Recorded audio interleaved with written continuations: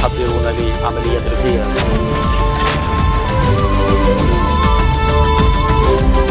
المعادلة اختلفت.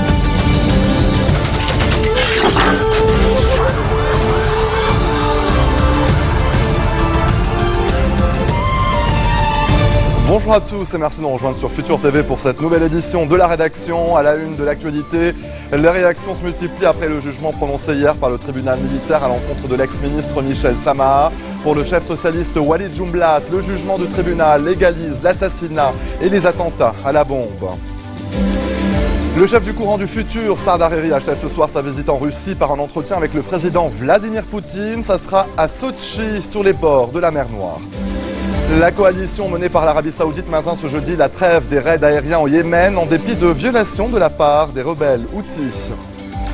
Et Barack Obama reçoit à la Maison-Blanche les chefs des pays membres du Conseil de coopération du Golfe avant de les retrouver aujourd'hui à Camp David pour discuter de la sécurité dans leur région. Je vous le disais en titre, les réactions se multiplient après le jugement prononcé hier par le tribunal militaire à l'encontre de l'ex-ministre Michel Samaha. 4 ans et demi de prison après avoir été reconnu coupable d'avoir voulu mener des attentats au Liban en 2012. Comme l'année judiciaire est de 9 mois et qu'il avait été arrêté en août 2012, eh bien, il devrait être libéré avant la fin de l'année. Pour le chef du Parti socialiste, Walid Jumblat, le jugement du tribunal militaire légalise l'assassinat et les attentats à la bombe. De nombreux politiques opposés au régime syrien et ses alliés ont fustigé la décision du tribunal militaire, comme justement le ministre de la Justice, Ashraf Rifi. Pour le chef des forces libanaises, Samir Jarjah, le jugement du tribunal affaiblit la confiance des Libanais en l'État et en la présence d'une justice au Liban. Dans des déclarations sur son compte Twitter, Jarjah a exprimé son soutien au ministre de la Justice, Ashraf Rifi, à l'écran, qui s'est donc déchaîné contre le tribunal militaire. Le leader des forces libanaises a estimé qu'il était temps d'en finir avec les tribunaux d'exception et paver la voie à l'instauration des tribunaux civils. La défense de l'ex-ministre Samaha a également critiqué le jugement, espérant que son client puisse être immédiatement libéré. Et aujourd'hui, un rassemblement en soutien justement au ministre de la Justice et pour la cause justement d'injustice au Liban, c'était donc au centre-ville de Beyrouth. Vous le voyez donc à l'écran, le ministre de l'Intérieur Nohad Machnouk, qui s'exprimait un peu plus tôt durant la journée. Le chef du courant du futur, Saad Hariri, achève ce soir sa visite en Russie par un entretien avec le président Vladimir Poutine. Ça sera à Sotchi, sur les bords de la mer Noire. Auparavant, Hariri s'était entretenu avec le chef de la commission des affaires étrangères du Parlement russe, Alexander Bouchkov. Un entretien largement consacré aux derniers développements au Liban et dans la région, notamment les crises en Syrie et au Yémen. Et justement, en parlant du Yémen, la coalition menée par l'Arabie Saoudite maintient ce jeudi la trêve des raids aériens dans le pays en dépit de violations de la part des rebelles houthis. Objectif, permettre la distribution de l'aide dans un pays où la situation humanitaire est jugée catastrophique par l'ONU. La capitale, Sanaa, a vécu cette nuit la plus calme depuis le début de la campagne aérienne le 26 mars. La trêve tient donc dans le reste du pays malgré des échanges de tirs sporadiques dans des villes du sud. Le récit de Laure Wagner. Les rues de Sanaa étaient animées ce mercredi. Malgré la pénurie de carburant, de nombreuses voitures ont encombré les axes routiers et les Yéménites se sont rendus au marché pour faire leurs courses. Une atmosphère qui contraste avec l'ambiance de ces dernières semaines, durant lesquelles la ville a vécu au rythme des bombardements aériens. L'aide humanitaire commence à arriver au grand soulagement des habitants de la capitale. Les Yéménites sont à court de nourriture, de médicaments, d'essence, d'électricité et d'eau. Ils sont confrontés à des jours vraiment difficiles. La trêve va permettre aux habitants d'avoir accès à de la nourriture et au carburant, ce qui va rendre la vie plus facile pour eux. Nous demandons à Dieu de prolonger cette trêve et de faire en sorte que personne ne la viole des deux côtés. En vigueur depuis mardi soir, le cessez-le-feu doit permettre d'acheminer l'aide humanitaire des Nations Unies dans le pays déchiré par les combats. De son côté, l'Iran, qui soutient les rebelles houthis, compte aussi envoyer de l'aide humanitaire. Un navire transportant médicaments, tente et couverture a quitté le pays ce lundi. Mais Téhéran ne veut pas que les autorités saoudiennes et américaines inspectent sa cargaison. Elle ne compte pas non plus passer par Djibouti, où l'ONU a mis en place sa plateforme pour acheminer l'aide internationale. Malgré les bombardements aériens menés par les autorités saoudiennes, les rebelles houthis contrôlent toujours une vaste partie du pays et le président Mansour Hadi est encore exilé à Riyad. Selon l'ONU, les violences ont fait plus de 1500 morts et 6000 blessés depuis le début des combats. Le président des États-Unis a reçu à la Maison-Blanche les chefs des délégations des 6 pays membres du Conseil de coopération du Golfe, et ce avant de les retrouver ce jeudi à Camp David pour discuter de la sécurité dans leur région. Hier, Barack Obama s'était entretenu dans le bureau ovale avec les représentants de l'Arabie Saoudite, le prince héritier Mohammed Ben Nayef et le prince Mohammed Ben Salman, fils du roi et ministre de la Défense. Le récit de Valériane Gauthier. En l'absence remarquée du roi Salman d'Arabie Saoudite, le prince héritier Mohammed Ben Nayef arrive à la Maison-Blanche. Le souverain a décliné au dernier moment l'invitation de Barack Obama en raison notamment de la situation au Yémen. Devant les caméras, le président américain minimise et rappelle la solidité des liens avec Riyad. Les États-Unis et l'Arabie Saoudite sont unis par une amitié extraordinaire, une relation qui remonte à Franklin Roosevelt et au roi Faisal. Nous continuons à entretenir cette relation en cette période pleine de défis. Barack Obama a convié les 6 pays membres du Conseil de coopération du Golfe pour un sommet de 2 jours. S'exprimant sur France 24, le porte-parole du département d'État américain assure qu'il s'agit de rassurer les monarchies du Golfe, inquiètes face à l'accord sur le nucléaire iranien en cours de finalisation. Le président veut d'abord mettre au courant la délégation saoudienne de l'état d'avancement des négociations nucléaires. Il veut aussi avoir des discussions approfondies sur la coalition internationale pour vaincre Daesh. Et puis, il veut entendre ce que prévoient exactement les États du Golfe, au Yémen, en Syrie et en Irak. Il veut enfin les rassurer et leur dire que les États-Unis sont tout à fait conscients que l'Iran peut encore tenter de déstabiliser la région et le Golfe.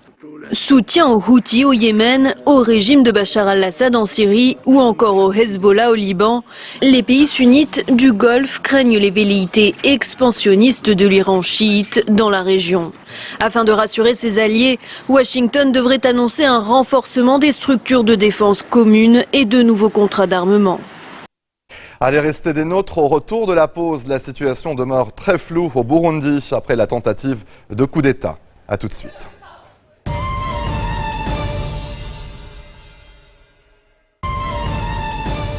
Retour sur le plateau de l'info, direction le Burundi. Il est difficile de savoir ce jeudi quelle est la situation exacte à Bujumbura après la tentative de coup d'État lancée hier en début d'après-midi et qui serait toujours en cours. L'actuel chef de l'état-major de l'armée a assuré il y a quelques heures que les loyalistes occupaient les points stratégiques de Bujumbura et que le putsch avait échoué. Des tirs ont été entendus ce matin dans la capitale burundaise. Le coup d'État est conduit par le général Godefroy Niyombare, ex-chef d'état-major. Son portrait dans ce sujet signé Nicolas Germain. En 2012, France 24 avait rencontré le général Godefroy Niyombare. À l'époque, il était chef d'état-major de l'armée. Interrogé sur la menace d'une nouvelle rébellion, sa réponse apparaît presque prémonitoire. Moi qui suis un ancien rebelle, je n'ai pas encore senti qu'il y a une rébellion. Je sais comment ça naît, je sais même comment ça se prépare.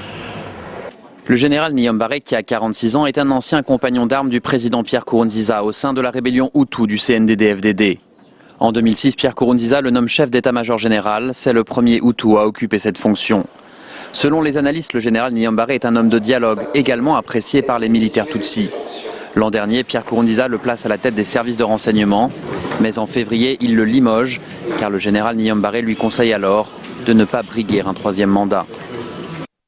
La crise au Burundi a été déclenchée le 26 avril par la décision du président Nkurunziza de briguer un 3e mandat en dépit de la Constitution.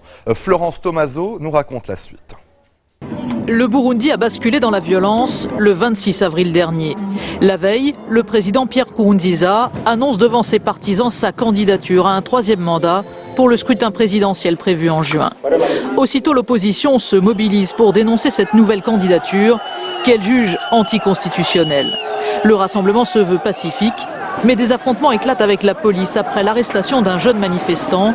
Au jet de pierre, les forces de l'ordre répondent par des tirs de canon à eau et de gaz lacrymogène. 2 hommes de moins de 25 ans sont tués par balle. À partir de ce jour-là, en dépit des interdictions, les Burundais descendent chaque jour dans les rues pour dénoncer les violences et l'attitude du président Nkurunziza. Je n'ai jamais vu ça ici au Burundi. On a eu la guerre, mais là, le président Nkurunziza veut créer le chaos. Il prend les gens pour des idiots. Nous disons non au 3e mandat. Tout le sang qui sera versé sera sa faute. Le gouvernement continue sa répression à l'encontre des opposants. Il fait arrêter Pierre Claver Bonimpa, célèbre défenseur des droits de l'homme et opposant au président. Il sera relâché le lendemain. Le 30 avril, Pierre Nkurunziza fait fermer les résidences universitaires de Bujumbura, officiellement pour des raisons de sécurité. Les étudiants dénoncent cette décision qui, selon eux, vise à mettre un terme aux manifestations. Peine perdue, le mouvement se poursuit, avec des journées sanglantes où des Burundais sont tués, des centaines d'autres blessés ou arrêtés. La mobilisation n'entame en rien la détermination de Pierre Nkurunziza. Alors que la communauté internationale condamne les violences et appelle au respect des droits de l'homme, alors que des milliers de Burundais ont déjà fui leur pays, le président a débuté sa campagne présidentielle dans un pays au bord de la guerre civile. Au Népal, impossible de ne pas avoir peur après 2 séismes trop effrayés pour retourner chez eux. Les habitants de Katmandou campent dans les rues. La vie s'organise malgré tout. Les secours distribuent lentement de l'aide, vivres et tentent aux survivants. Le récit de Constantin Simon. À Katmandou et dans tout le Népal, beaucoup d'habitants ont décidé de s'installer à l'extérieur. Il y a ceux qui ont perdu leur maison et ceux qui craignent un nouveau séisme. Les tentes que vous voyez derrière moi ont par exemple été données par le gouvernement chinois. Les autorités népalaises sont quant à elles dépassées par cet afflux de nouveaux réfugiés. J'habitais à 100 km de Katmandou. Nous pouvons survivre sans nourriture quelques jours, mais nous avons besoin d'un toit. Là-bas, les gens ont un besoin urgent de tentes. Pourquoi êtes-vous venu ici? Pour trouver des tentes et les ramener chez moi. Vous les avez trouvées? Non. Le gouvernement népalais a dû lui-même évacuer certains de ses bureaux après le séisme de mardi. Les secousses, qui sont quasi quotidiennes ici au Népal, compliquent le travail des autorités. Heureusement, une armée de volontaires, étrangers mais surtout népalais, est venue porter assistance au gouvernement. Au moins 7 morts et 200 blessés, c'est le bilan d'un accident ferroviaire survenu mardi soir vers Philadelphie aux États-Unis. Un train reliant Washington à New York a déraillé, provoquant des scènes de chaos. Selon les premiers éléments de l'enquête, le train roulait trop vite et le conducteur a effectué un freinage d'urgence juste avant l'accident. La boîte noire est en cours d'analyse et le conducteur, blessé, est toujours interrogé par la police. Valériane Gauthier. Selon les premiers éléments de l'enquête, le conducteur a procédé à un freinage d'urgence juste avant le virage dans lequel le train a déraillé. Il roulait à plus de 170 km/h, soit 2 fois la vitesse autorisée. La vitesse maximum autorisée dans ce virage était de 80 km/h. La vitesse maximum autorisée dans ce virage était de 80 km/h. Quand le conducteur a procédé au freinage, le train circulait à environ 170 km/h. Selon certains médias locaux, le conducteur aurait refusé de parler directement à la police lorsque celle-ci a souhaité l'interroger. La boîte noire et les vidéos des caméras de surveillance, actuellement en cours d'analyse, devraient fournir de nouveaux éléments aux enquêteurs. Le train transportait 243 personnes, des passagers en état de choc après l'accident. Lorsque j'ai commencé à entendre les voix d'autres passagers, j'étais allongée sur le côté et on m'a dit que j'avais déliré après l'accident. On m'a évacuée. Ces chaussures ne sont pas les miennes. J'ai perdu mes chaussures quelque part et une dame m'a donné les siennes. Les autorités ont également indiqué que le train n'était pas équipé des dernières technologies en matière de sécurité, notamment d'un dispositif surnommé Positive Train Control.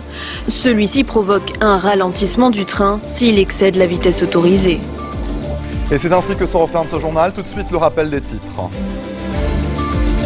Les réactions se multiplient après le jugement prononcé hier par le tribunal militaire à l'encontre de l'ex-ministre Michel Samaha. Pour le chef socialiste Walid Jumblat, le jugement du tribunal légalise l'assassinat et les attentats à la bombe. Le chef du courant du futur, Saad Hariri, achève ce soir sa visite en Russie par un entretien avec le président Vladimir Poutine. Ça sera à Sochi, sur les bords de la mer Noire. La coalition menée par l'Arabie Saoudite maintient ce jeudi la trêve des raids aériens au Yémen en dépit de violations de la part des rebelles Houthis. Barack Obama reçoit à la Maison-Blanche les chefs des pays membres du Conseil de coopération du Golfe avant de les retrouver aujourd'hui à Camp David pour discuter de la sécurité dans leur région. Merci de votre attention, excellente suite de programmes sur notre antenne et à demain. كانوا يحضرون لعملية الغياب